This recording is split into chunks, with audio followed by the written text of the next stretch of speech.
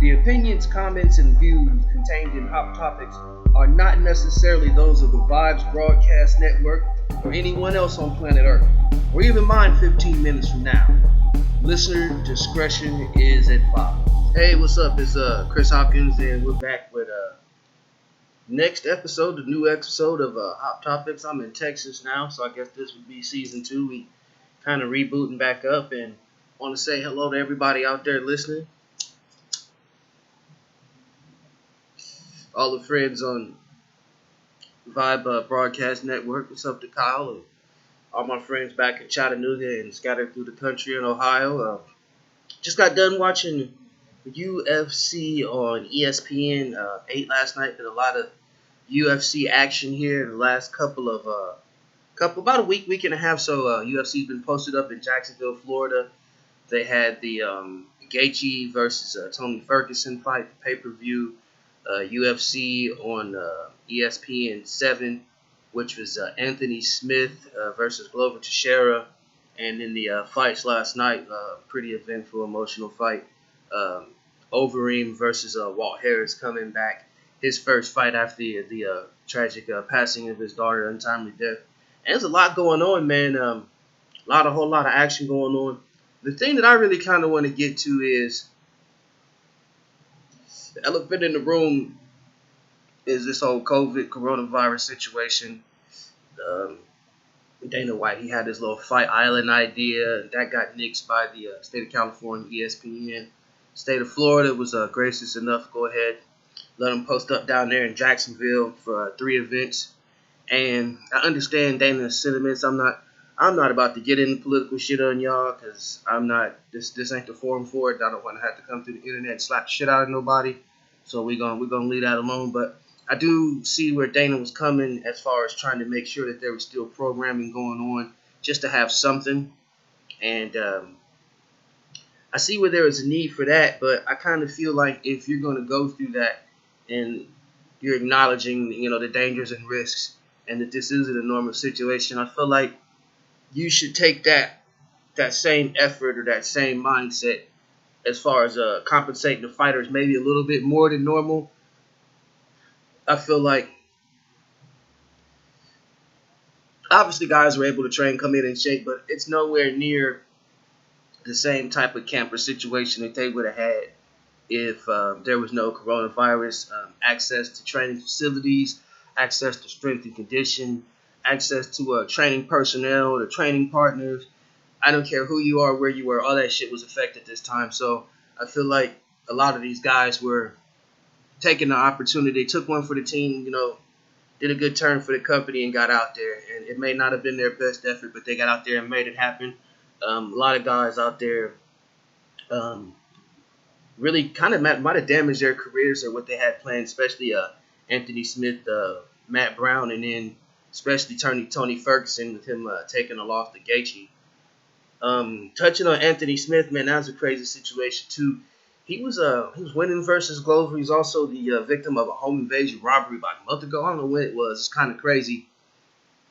I guess he struggled. He tussled with the intruder. Comes to find out the intruder was an ex-Division I wrestler.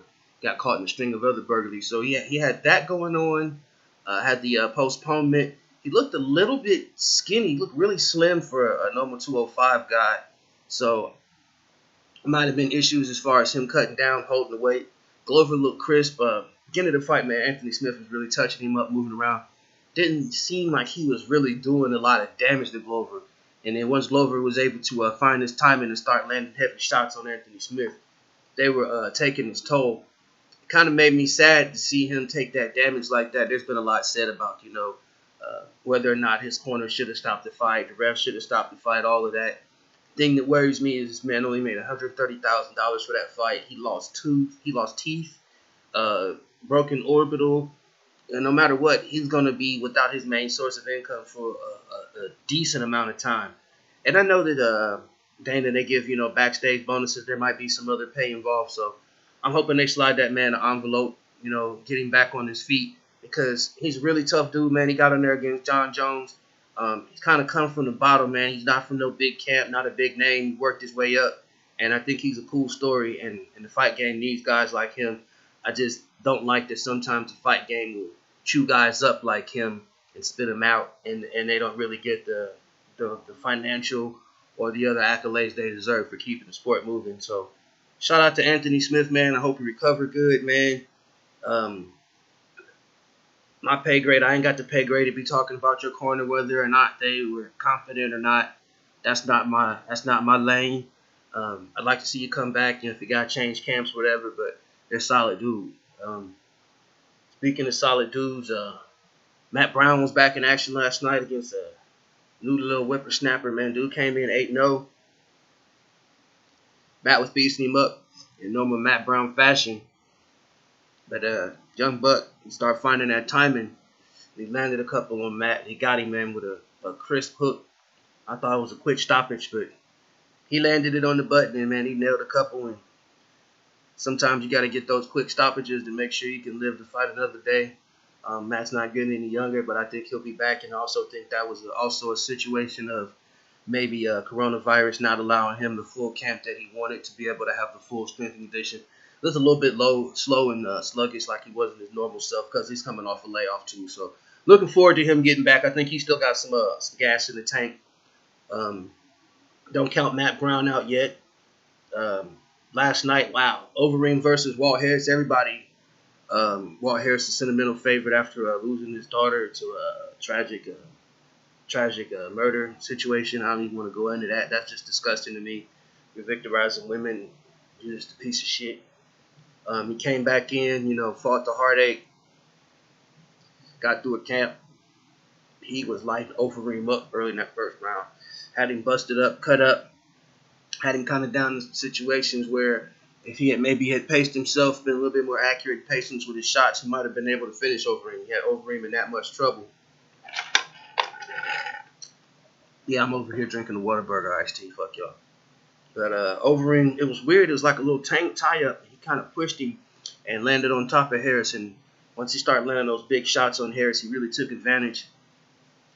Fight was kind of even, settled down. Second round, man, Overeem landed a high kick. I don't know if it was partially blocked, man, but you got a 265-pound man like that throwing a high kick at that speed, man. He hit Harris with that high kick, and he got him down. Harris hung out, held on for as long as he could.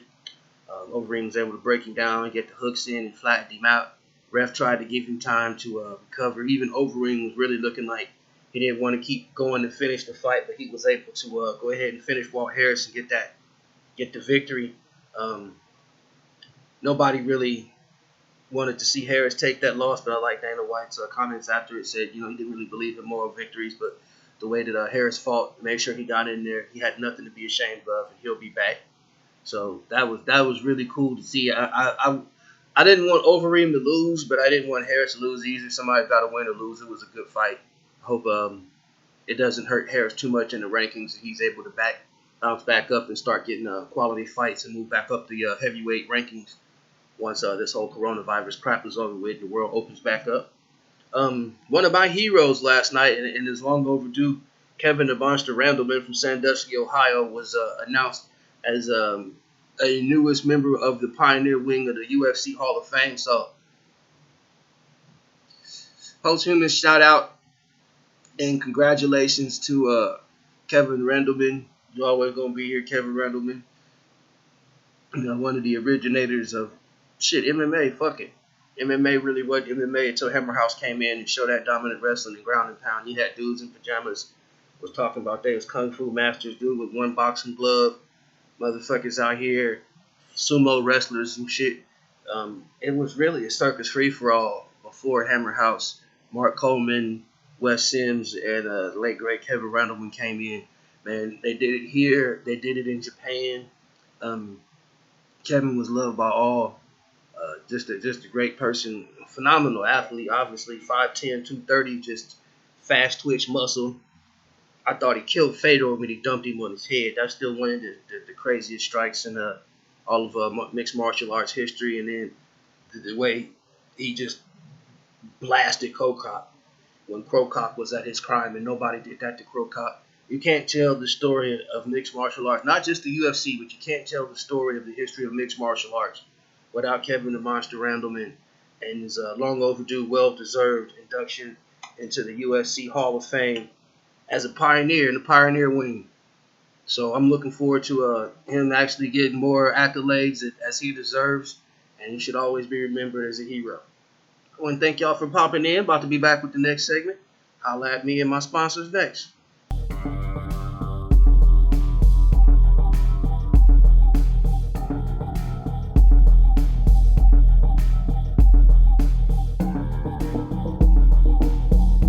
Welcome back to Hot Topics. Welcome back to the second portion.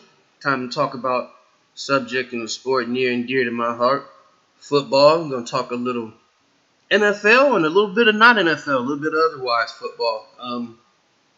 Recently, I know I'm late to the party, went down a wormhole on Netflix watching the show Last Chance U.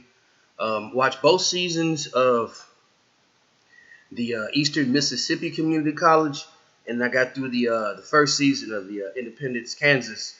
And man, that show's super entertaining. Drama, sports, action, it's enlightening, a little bit of comedy. But just looking at the whole structure of the show, I think it's kind of crazy that, football is a sport where you're really forced to have to go the academic route. Baseball, people can get drafted out of high school, go straight to the minors. Some guys don't even play high school ball or get looked at through school. They get looked at through travel ball or, American Legion, AAU. Basketball is similar. You can get looked at and discover avenues other than playing school ball, AAU, different shirt tournaments sponsored by shoe companies.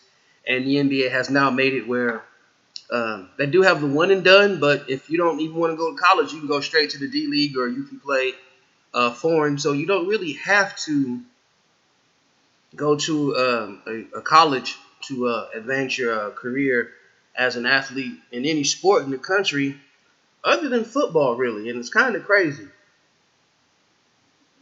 The need for a minor league or a bridge to the NFL in addition to or maybe in substitute of in some places or supplement the college football system is something I think a lot of people have seen that there's not just a market but a definite need for. The second incarnation of XFL started off pretty well. They did a lot better than the other league, the AAF, that didn't make it. The AAF, the games weren't exciting. They didn't do a good job of creating stars. Nobody knew who anybody was on any of the teams. There were no remarkable breakout players or performances, and the games weren't that exciting. So as much as they tried, the AAF really didn't have a reason for people to tune in. The XFL did not have that problem. They had some stars that they had brought in who carried the first few weeks, like Cardale Jones, the ex-Ohio State quarterback, who had the Washington team undefeated starting off. And then they developed a guy, quarterback for the Houston Roughnecks, previously on the practice squad and on the roster of the Indianapolis Colts. What was his name? PJ Walker. PJ Walker, quarterback, Houston Roughnecks. He lit the league up, man. Super accurate, super dynamic, lots of touchdowns. Just made stuff happen. Had Houston going up and down the field. Previously on the Indianapolis Colts roster and practice squad, he got an XFL look on a good word from Andrew Luck and his pops because he backed Andrew Luck up. And he got in there. I think it was like Landry Jones. It was some guy who was supposed to be a big name that he beat out, and he never looked back. And really lit the league up. Was probably the lock for the league MVP before the league shut down due to coronavirus. And for his efforts, he got a contract with the Carolina Panthers. So he was able to move on. There's another guy, and it really fits in with the narrative. Guy named Kenny Robinson, a former safety at West Virginia. He got kicked off the team for academics fraud. Guess he got caught cheating on a test. He went to the XFL, balled out, was one of the all XFL players at the midpoint of the season. He was actually drafted in the 5th round by Carolina. Somebody in the Carolina Panthers organization, either the new guys or the old guy, was watching those XFL games because They went shopping at the XFL store, and popped up with a few items. And I think a league like the XFL, um, were it able to survive, it still might somebody might buy it. Who knows what's going to shake out? But I think it would have been a good avenue, just like what happened with Kenny Robinson. If something happens where you don't want to go the college route, something happens where it doesn't work out, you can still play football and continue your career. And I think that football is almost cheated because we lose so many players who, for whatever reason, they're just not school material. It's not for everybody. Everybody doesn't want to go to university. Everybody's not a 4-year degree. Doesn't mean that they're any better, worse. Uh, you got guys with 4-year degree living under bridges, and you got guys who can work with their hands, making 6 figures actually building stuff. So I kind of feel that trying to state that is the only route to prosperity is a little bit crazy. Heck, you can send these guys to technical college for 2 years, and then they get their CDL or learn how to build diesel engines or engineering, and actually give them jobs so they could go right out and have some high wage skills to put them right into the job market. Even if you do get that 4-year degree, you got a piece of paper, and usually the class load these athletes take doesn't really give them anything. So you wind up trying to get an office job. It doesn't really work as well for them as maybe a technical career too. As a technical career would work out instead. I start thinking about one of the guys. He's talking to the academic advisor on Last Chance U, and he said he left high school early and he felt like high school was a waste of time, and the academic advisor was so shocked. He's like, "Why?" He was like, "We didn't learn anything we're going to be using." He said, "It'd be different if I learned something I'd be using in life." And I think that's what happens to a lot of people, who don't have the biggest income or come from a family who have a history of education. And by the time you hit 16, 17, man, you might have to get your own shoes and help put food on the table. So, they're looking at the Pythagorean theorem as something that's not necessary. They need to know how to weld or, rebuild a transmission. And like I said, there's nothing negative to thinking like that. It's almost like that young player, even in his youth, was being more realistic. He's like, "Man, y'all keep saying this school stuff, but I don't really see how that's going to apply to me. It's not something I'm going to be able to go out, be able to eat and feed my family with." So I really hope that something happens where, and maybe investors, I heard Vince McMahon, they were trying to sell the rights to the remaining XFL teams and maybe try to get an investor. That looks kind of bleak. He's actually getting sued by Oliver Luck, who he hired as the commissioner, Andrew Luck's father, because he terminated his contract, not paying the executives. It's a funky situation, and it doesn't look like the financials are going to be worked out. And the sad thing is the players and the coaches suffer because they lose an opportunity to continue to do the things that they love and to further their career.